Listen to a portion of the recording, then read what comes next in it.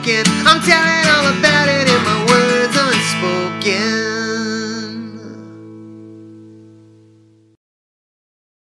Welcome to Words Unspoken, the Hills podcast. We are two Southern sisters rewatching The Hills and chatting about it for your entertainment. I am Susan, and I'm a 30-something photographer. I'm Jem, and I just drank a whole iced coffee. Well, Jem, we know that you're going to be all excited today for our podcast episode. How have you been? I'm so good. I'm on fire. I'm ready to talk about this. Probably my favorite episode we've watched so far in the history of the podcast. Agreed. This is such a great episode. So today we're going to be talking about episode 7 of season 3, They Meet Again. So one thing that sticks out to me from the intro, Jem, where Lauren talks about what happened in the last episode, is at the end when she said, there's just something about those bad boys. We always end up going back to them. And how true is that for when you're young? Oh, it's so true. We have to get them out of our system, and we got to hope and pray that they do get out of our system and that we don't end up stuck with them for the rest of our lives. Can I get an amen? Amen. So we start out at the Hillside Villas, and Audrina has come back from her romantic weekend with Justin Bobby, who we don't actually see in the episode, but we talk about a lot. Oh, that's true. He never does show up. We only see him in a little recap at the beginning where we also see Audrina's butt. Yes, we do. And Lauren greets her as if she's been gone for like 2 or 3 months, the way she just hugs her so tight. She's so excited to see her. So you can tell she was lonely. That's how it is when you have a roommate, though. When you live in an apartment with a roommate and they come back, you're like, oh my God, I missed you so much. It's so long since I've had a roommate. I forgot what that was like. But I guess I do feel that way when my husband goes on a business trip and comes back. It's like, oh, I've been alone too long. I don't remember what it's like to be alone in my home. #quarantine. Well, Jem, as we know, I am back at work. So unfortunately, I don't have that luxury. So let me not talk about it right now and be bitter. So Audrina says she and Justin had good talks, were silly and fooled around. And Lauren smirks and said, fooled around, eh? Because Elsie is Canadian now. I know, right? Lauren is really good at TV, though, because she knows exactly what to say. Her expressions are perfect. She's just wonderful on TV. I really admire her. And she comes across as really genuine, that everything she does, it doesn't seem fake, like we'll probably be talking about a little later in this episode. What? Who on this show is fake? Susan, stop. And did you notice when she did say that about fooling around, the look she gave Audrina was a very popular gif? Yes, I love when those show up. I use them so often, especially in text messages with you and Seth. Shout out to Seth. And it's just funny when they show up and they're so familiar. It's really funny, too, the context that they show up in, because they're not really the ways that we use them at all.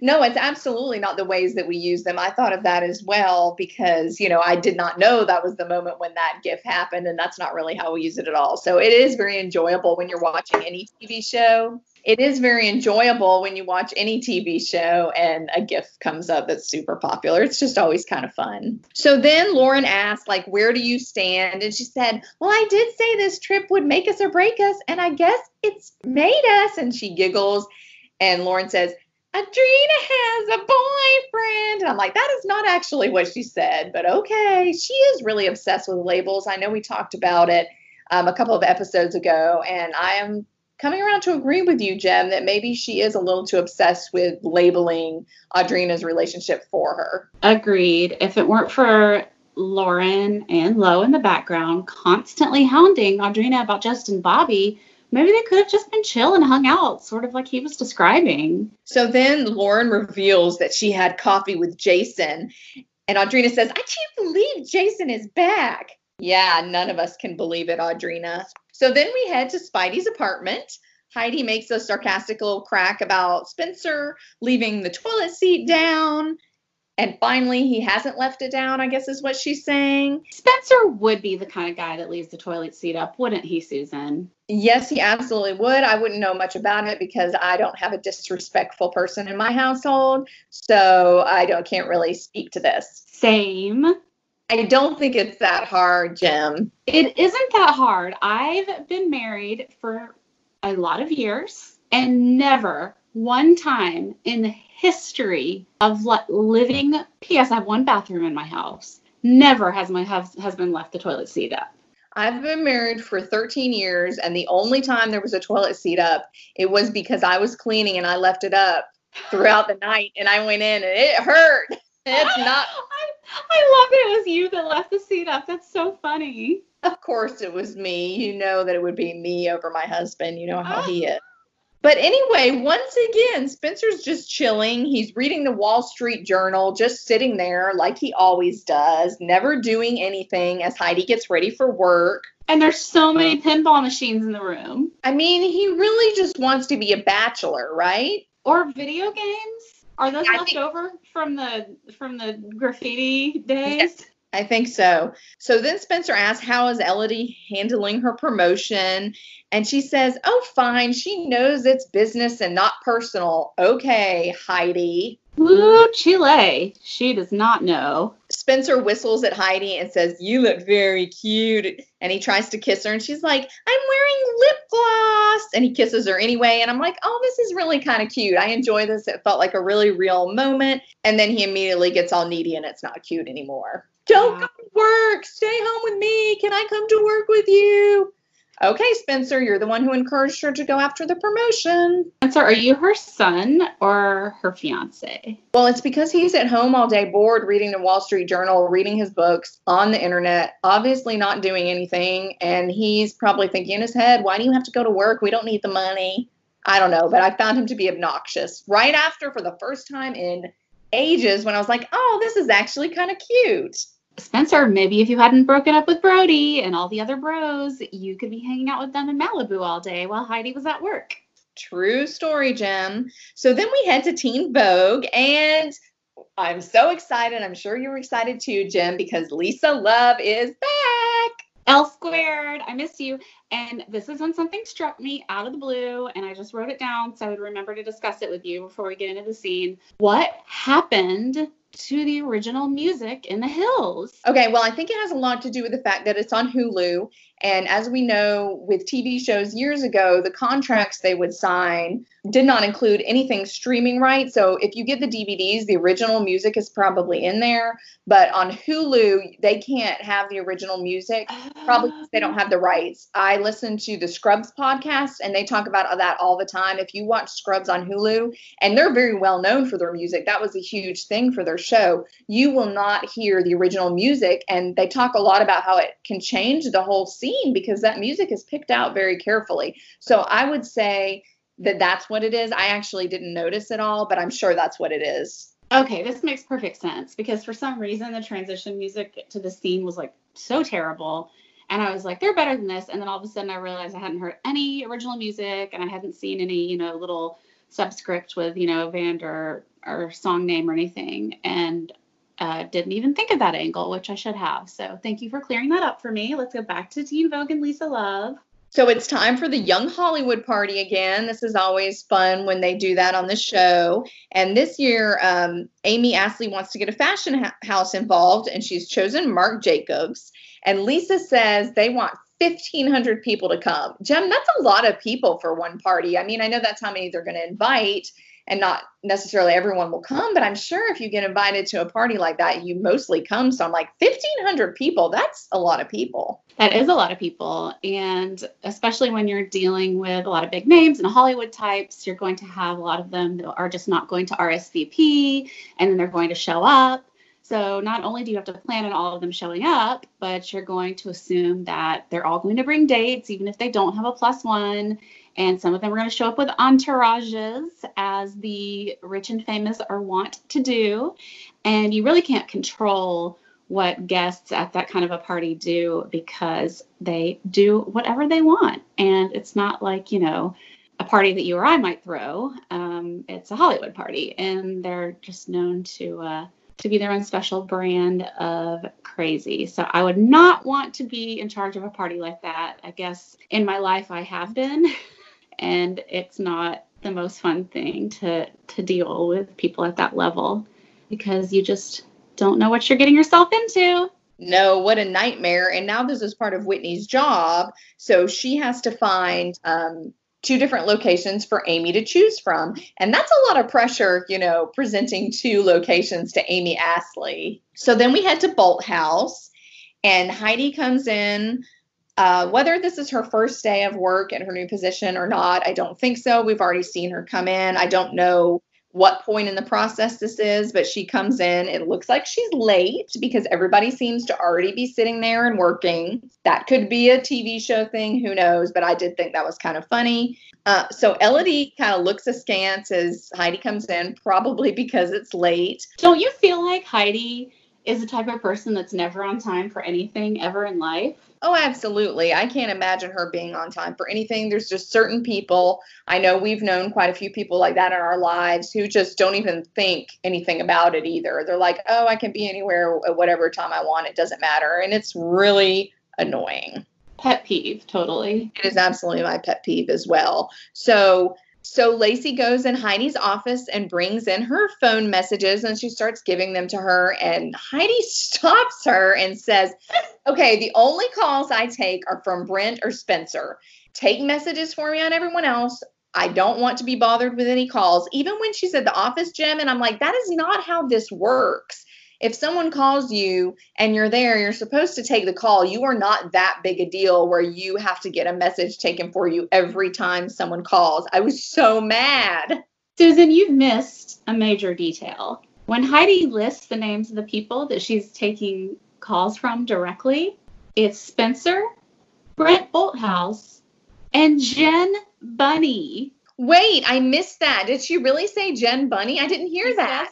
She says Jen, and my guess is that she meant Jen Bunny because that's the only friend that she can think of that she still has. Wow, that's even worse because I was like, okay, Brent's her boss. Spencer is her boyfriend, fiance, whatever he is. But to actually say a friend, too, gets to come through, that's ridiculous. I hated that. And the way she was talking to Lacey, like, I know that Lacey is her personal assistant somewhat, I guess. She's an intern, but also I remember them talking about how the job came with a personal assistant. So I assume that's Lacey. I just hated the way she talked to her. It was very demeaning, I thought. And the look on Elodie's face was priceless. She's like, what? So then we head to the Beverly Wilshire Hotel. Lauren and Whitney are scouting for the Young Hollywood party. What a beautiful space. Yeah, it was so cool. It was a beautiful space. Whitney's outfit was notable in this scene. She was wearing one of those really like voluminous, bubbly, long tops. It was like bright yellow, and it had a black ribbon shoulder bow. And she had these really long black bootcut pants and flip-flops. So Lauren reveals to Whitney that she and Jason had coffee. You can tell that Lauren is already crushing on Jason really hard again. And she's like, he's such a confident, and it's so nice to have someone that you can tell anything to, blah, blah, blah. He is a different person. And Whitney's like, hopefully, in this doubtful tone. And you could tell she's like a little concerned. Yeah, Lauren is definitely not only obsessed with Jason, but I think she wants Jason to be in love with her forever. And she wants to not be with him, but kind of be bossing him around and checking up on him and making sure that he's doing what he's supposed to do, but doesn't want him to be with anybody else. So she wants Jason to want her, and she wants to be obsessed with him all the time and like nursing him back to health, if you will. That's what Lauren wants. Oh, that's interesting. I'll have to think on that one. I'm not sure I agree, but interesting premise.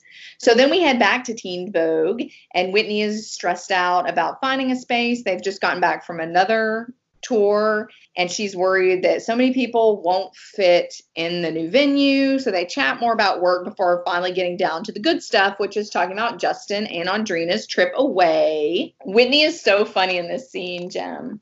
She said, they probably worked it out on their own. No need to get anyone else involved. And then they all start laughing. And Lauren is like, yeah, I'm never going to make that mistake again. And they're just giggling and making fun of it. And it's really funny. I enjoyed that. They're like, bad news, lesson learned, ha ha ha, just laughing about it. I'm glad they can joke about it. Lesson not learned. I know, right? And then Jason calls Lauren. Lauren Conrad's BlackBerry rings. Technology alert, technology alert. So Jason wants to go to dinner at Ketchup, which is a horrible name for a restaurant, in my humble opinion. And Lauren's way too excited and happy for it. I can see her getting caught back up in Jason's web, Jem. It's happening. She gets that glazed over look in her eye. My little project, Jason. I must take care of him. He cannot live without me. Come on, Lauren. This never ends up well for you. So then we head to Bolt House. Heidi has just gotten a new phone, and now she asks Lacey to set it up for her. Jem, is Lacey entering each number one at a time? I very much thought she was as soon as she began the process. I was concerned. It looked like she was moving things from the Motorola Razr to the BlackBerry manually. But I think that's how you used to have to do it, to be honest. So I'm sure she was. I mean, right? You didn't just plug it in somewhere and they did it automatically. We used to have to do that. So I'm sure that's what she was doing. And that's a lot to ask of anyone, even your personal assistant / intern. God, I think you're right. Remember, you'd have to write it all down before you went to get a new phone, just in case they accidentally deleted your numbers while they were switching your service. And it was just a pain in the butt. You didn't have backups or anything. So maybe this is what finally broke Elodie. Because Elodie is looking on like, what is this nonsense? And then her phone rings and Lacey answers it. And it's Spencer. And Spencer's like, how's my favorite event planner? Do you want to go to Ketchup tonight and celebrate your new job? And we're all like, oh, no. Talk about a spoiler alert, producers. Right. So let's just get right into it. Let's head over to Ketchup.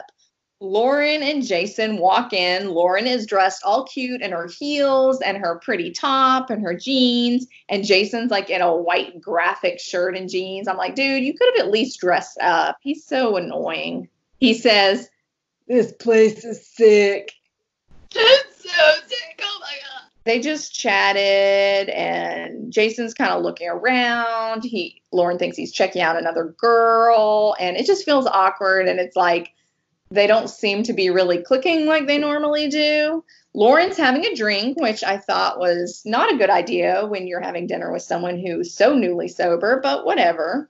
Oh, yeah, 100%. That, to me, is another example of her being controlling and motherly to Jason. And this goes back to my theory of the way she treats him, and she's so condescending to him. If I were out with anyone who was newly sober, I would never, first of all, I don't think I would even go to a place that served alcohol with them. And I would have arranged that with the producers. And secondly, I would never in a million years order an alcoholic beverage with them on a one-on-one date. So that's all kinds of problematic right there. I thought so too, unless he was like, please, no, have a drink. Because, some sober people get self-conscious about it and they want to drink, and that might not be their specific trigger or problem. But still, I was like, if that was the case, you probably should have put it in the show, because I thought it was pretty irresponsible. But this was a long time ago too, so I don't know that we were as in tune, with being careful about what you did, But anyway, I would like to know what this head bop is that he was doing. Was it just because he felt awkward? Yeah, I think he was just really nervous. He didn't want to be there. And he knew what was coming, I'm sure. Oh, he absolutely knew what was coming, Jem. I was just about to say that. I'm pretty sure that whether Lauren knew or not, I have no idea if they knew or not, but I feel like they did, because he's totally giving it away. But also, one thing I did notice, Jem, is how he was like, his eyes were clear and he was definitely different. Because remember how I would always get mad when they did stuff when they were dating because he was such a dud. And now I realize he was like drunk and high probably. Yeah. So you can tell the difference. Like Lauren is right. He is different. Yeah, he was so cute in that scene, I thought. Like just really, really cute. And even though he was nervous and awkward, you could tell like the Jason charm and you could understand it. That's exactly what I thought. I said, okay, I totally get it. I feel like this might be the first time we've had an extended look at him sober, because the times they went for coffee or, that was pretty quick. But I was like, oh, this is really interesting because from what I understand, even in Laguna Beach, he was already having problems. So I think this is our real view of Jason, the real Jason, so to speak. So then Spidey enters the restaurant. They go up on the elevator. As they come off the elevator, well, first of all, Lauren's on her phone. So I'm like, is this date really going well? Or are the producers texting her and being like, they're on the way up? I don't know. I know we're not really supposed to talk about what's really going on, but I couldn't resist thinking that when I was watching the show. So, Jim, Spencer approaches the table and says, it's great to see you guys back together. It's heartwarming before they go on to their table. He has no chill. I just felt like there was so much malice in his voice. It just really made me uncomfortable. It made me so uncomfortable because if I had been in that situation, obviously I'm not on a reality show, so I know it's different. I would just completely ignore them, not even acknowledge them. By him doing that, he automatically put himself on the bottom footing. You're not supposed to acknowledge that anger or whatever it is because he just made himself look dumb, I thought. It was just He just couldn't wait to say something. Also, I forgot that Jason and Spencer have never even met. For some reason, I didn't remember that. And I'm like, that's even worse. That's ridiculous. He just loves to have beef with people, even people he's never met. Yeah, people he doesn't even know. It's so crazy. I do like that Heidi quickly went past them. Well, Spencer stopped. She didn't really want to have any part of that. Well, no, because she still has feelings for Lauren as a friend, and she knows Spencer's likely to act up and do something crazy. She's probably slightly afraid of Jason because he's so unpredictable.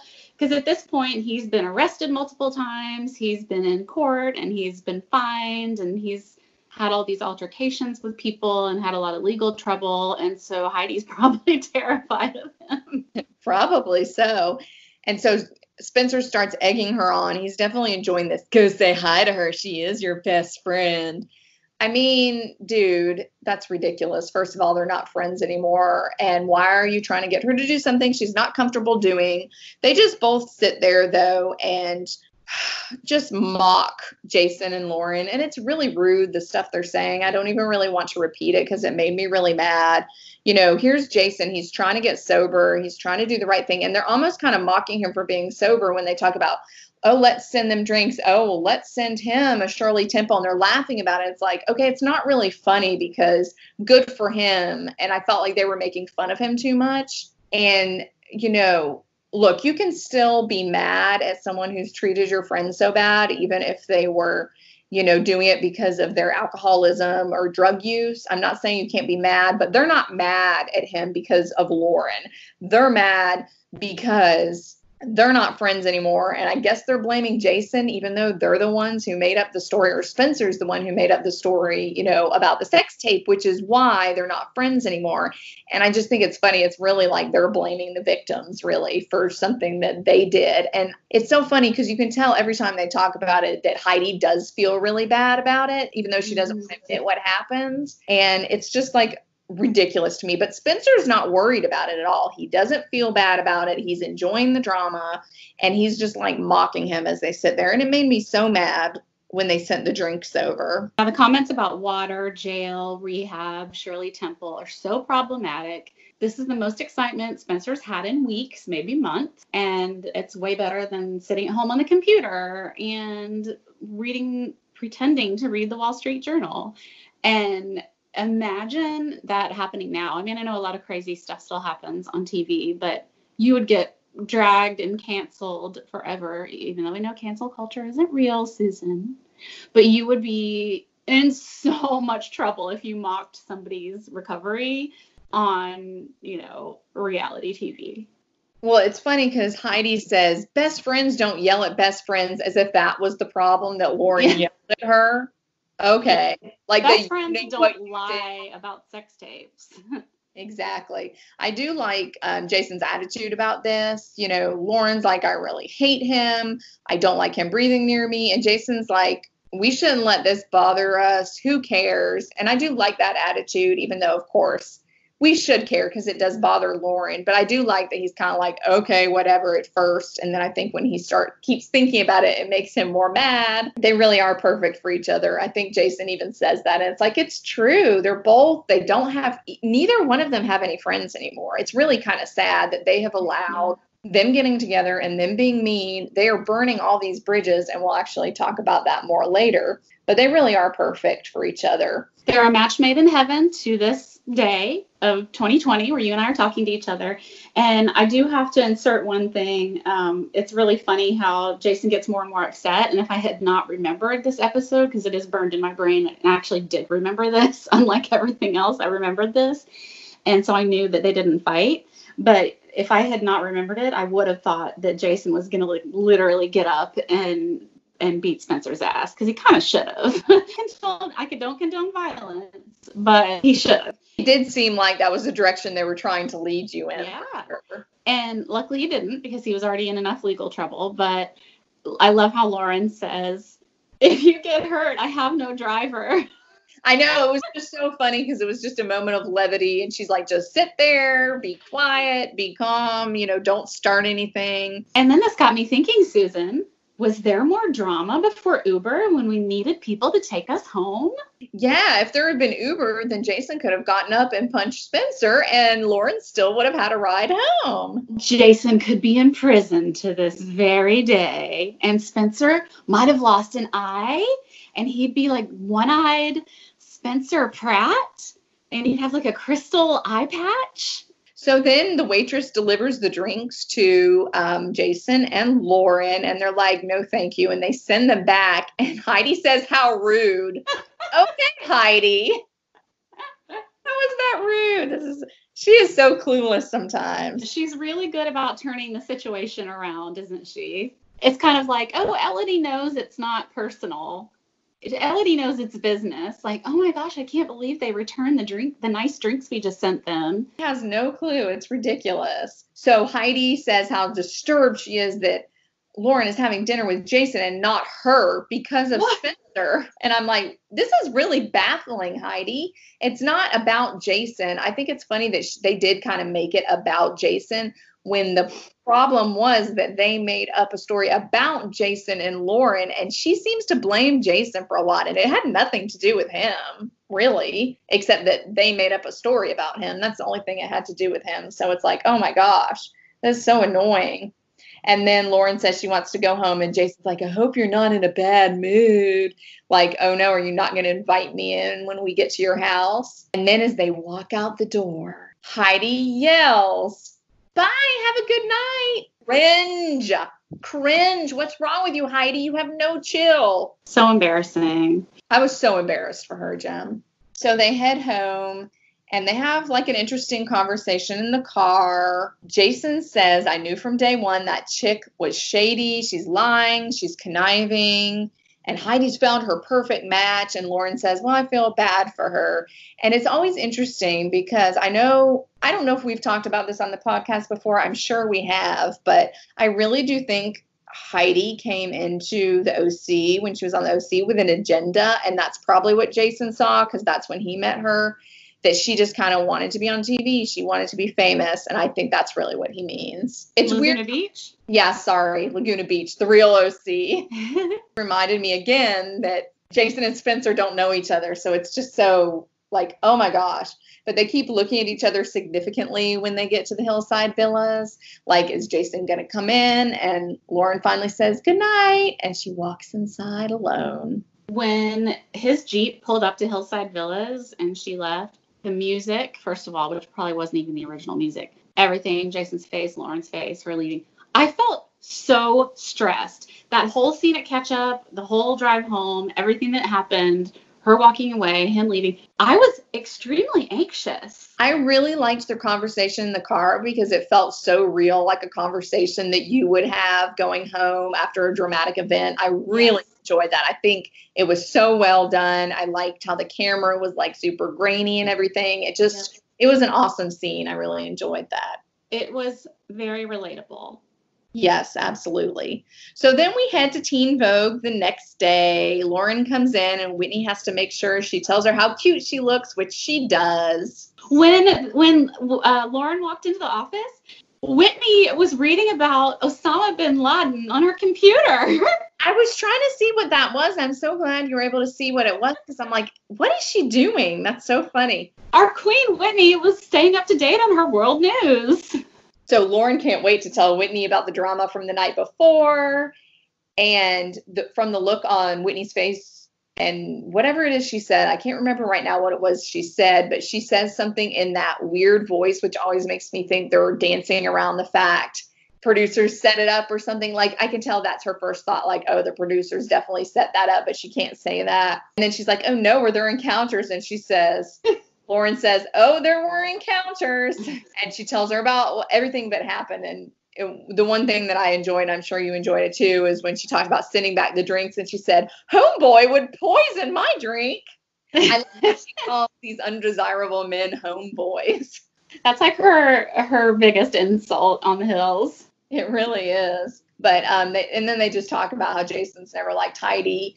And Whitney says, I guess he spotted her. Yeah, her using Lauren. So then we go to Bolt House. Heidi's ready to resume her relationship with Elodie. She thinks that everything's just going to be normal, that she can just walk into Bolt House and tell Elodie what happened, and Elodie will talk to her just like she always has during all this drama with Lauren. That ain't the case, Heidi. And by walk into Bolt House, you mean a wiggle in with her pants falling down, Susan. Our queen Elodie is not having it, Jim. She is ready to go. She's ready to throw hands. So Heidi just starts spewing everything out that's happened. Not even so much as a how do you do, Elodie? No, she just starts in, and you can tell by the look on Elodie's face, she's like, what is she doing? We're really not speaking. I mean, I'm sure they're speaking, but you know what I mean. And she's like, sending them drinks was such a nice gesture, as if it was supposed to be a nice gesture. No, you were trying to be snarky. Stop it. Stop retelling the story. And then she finally finishes, and Elodie lays into her, is what I would say, right? Jem, why don't you give us a little recap of this delightful conversation? What exactly did you do to her? You don't know what's wrong or right anymore. It's so sad. Well, I'm going to go finish this, so see ya. That see ya was so aggressive, and I loved every minute of it. This was something that was so delightful because she totally deserved it. First of all, thinking that she could go to Elodie with her same issues that she did before. When she has stolen this job from Elodie, she screwed Elodie over, and now she just wants to resume their regular relationship. That's not how it works. And now, Elodie was never like 100% on board with the Lauren stuff, but she always kind of agreed with her and went along with it, even though you could tell she wasn't like, oh yeah, Lauren's awful and horrible. But now that she has been screwed over by Heidi, she sees Heidi's true colors and she's just not having it. So now she's like, I know Lauren is in the right and I'm just not going to participate in this anymore. And I loved that so much that she just gave her what for and called her out on her bad behavior. On TV, so bravely, Elodie is a true star. That's why she will always be the queen, and we will always be hashtag Team Elodie. This was great. This is what we've been waiting for 2 seasons, however long it's been since they broke up. This was great. I enjoyed this. I felt like she finally, got a little bit of a comeuppance. I don't think it made a difference, but the fact that someone finally called her out besides Lauren was great. I enjoyed it. Some people wait a lifetime for a moment like this. So then we head to a coffee shop. Jason is looking for apartments with a red pen and a newspaper. Kids, that's how we used to do it. So Jason says he wants to move near the beach, and Lauren says she'll help him look for a place. He said he just wants to be near the waves again. And she said he needs to not move in with someone who isn't sober because it will be hard for him to maintain his sobriety. And then he says something really sad, which is that none of his friends are sober. And then Lauren says she'll have sober nights with him. And Jason beams. It makes him so happy. And he's totally flirting with her. He's like, nice purse. And she said, thanks. My loser ex-boyfriend gave it to me. And they giggle and smile at each other. And they seem to be recapturing that magic. You can see them becoming closer and closer. But she's also being motherly and bossy to him and telling him about all the things that she's going to do with him to keep him out of trouble because only she can save him. So then we head to Don Antonio's, and Spencer talks about how they should put a plaque up with their names at their special table. And then he gives a toast to his favorite event director, told you that you wouldn't regret it. And Heidi's not so sure. She tells him she was up until 3 a.m. worrying about this conversation with Elodie, and she's so stressed. And Elodie just has to understand that it's not personal. Heidi, you know what that feeling is, honey? That's a little thing we call guilt. That's a little thing we call your conscience. Spencer doesn't really know what to say, so he kind of doesn't say anything, but you can just see in Heidi's eyes, she's having another moment where she sits there and thinks about everything that she has lost. Does this episode of The Hills pass the Bechdel test? All right, Jem, tell us about the Bechdel test. So, for all of you who are not familiar with the Bechdel test, it is a great way to rate a TV show or a movie and find out if it's feminist AF or not. So, Susan, did this episode of The Hills have 2 named female characters? Yes, it did.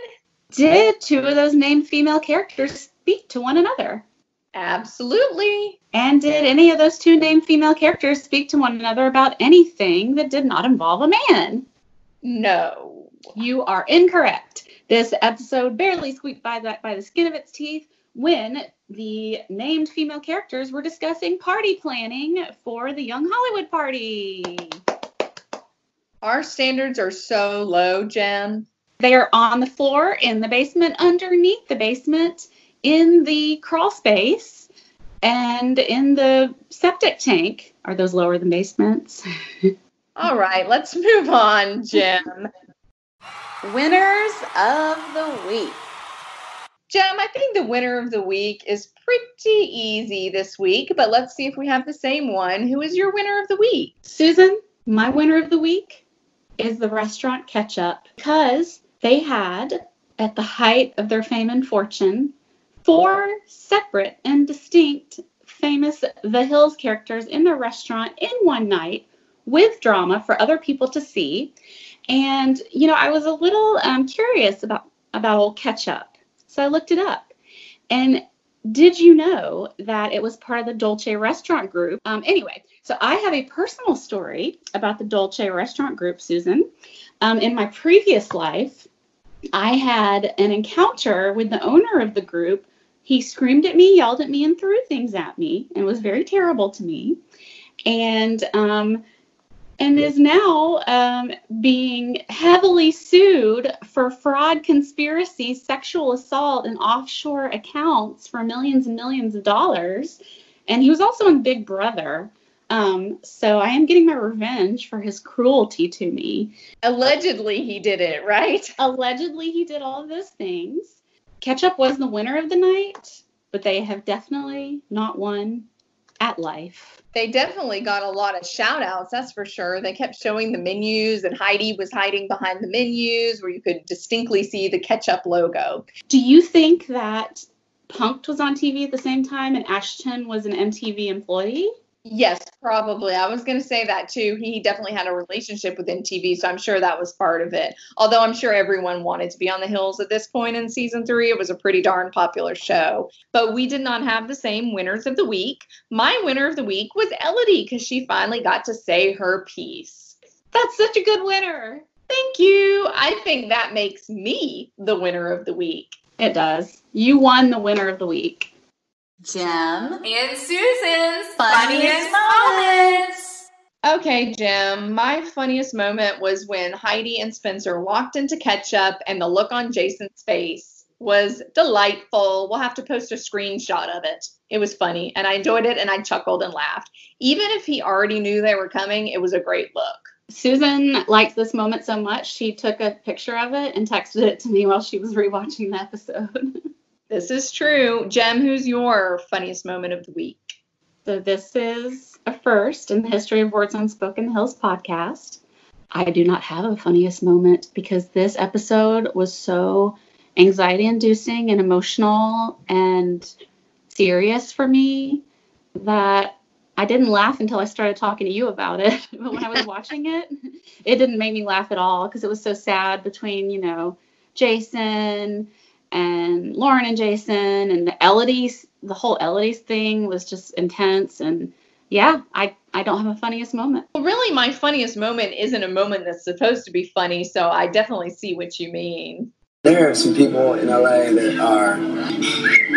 There are some people in LA that are. There are some people in LA that are.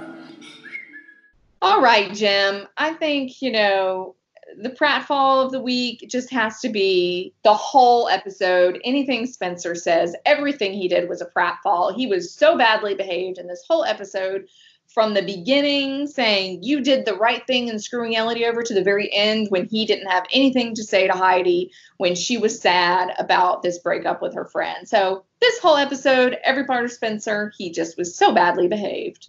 What do you think is the pratfall of the week? My pratfall was Spencer asking Heidi if he could get a prize for putting the toilet seat down.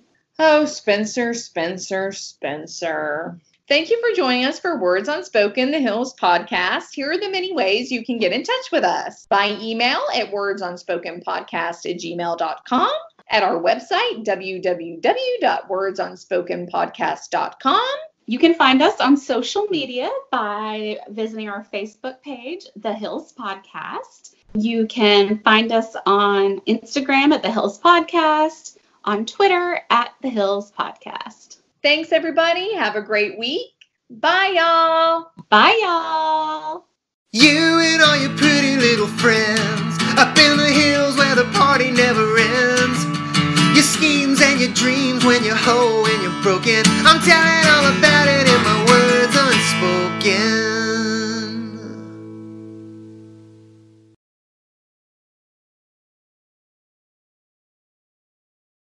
Everyone, please wear masks. I need Coke really bad. Coca-Cola Classic, to be precise. Didn't I forbid you to drink while we were podcasting? Yes, I'm sorry. My iced coffee's so good. You are clinking your dishes. Sorry. Stop.